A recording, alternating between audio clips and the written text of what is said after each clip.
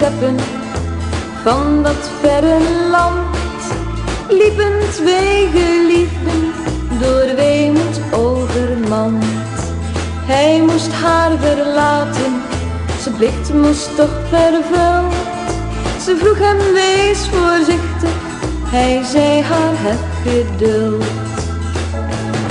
Mijn liefste, ik moet je gaan verlaten. Mijn liefste, ik moet bij jou vandaan. Maar blijf alsjeblieft hier op mij wachten, want op een dag zal ik weer voor je staan.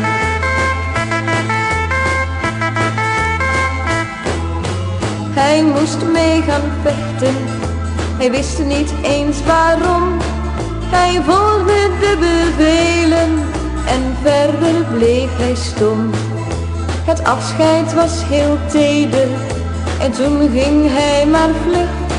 Ze dacht toen hij verdween, zie ik hem ooit nog weer terug.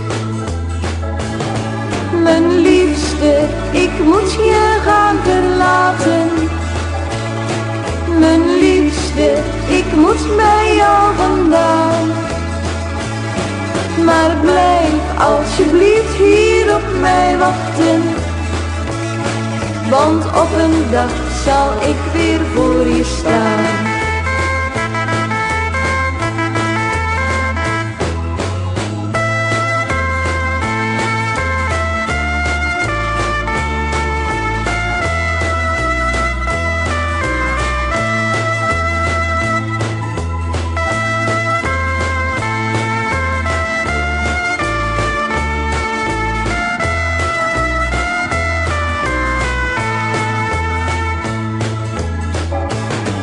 Mijn liefste, ik moet je gaan verlaten.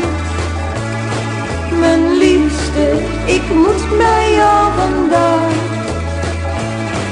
Maar blijf alsjeblieft hier op mij wachten, want op een dag zal ik weer voor je staan. Mijn liefste, ik moet je gaan verlaten. Mijn liefste, ik moet bij jou vandaan. Maar blijf alsjeblieft hier op mij wachten, want op een dag zal ik weer voor je staan. Want op een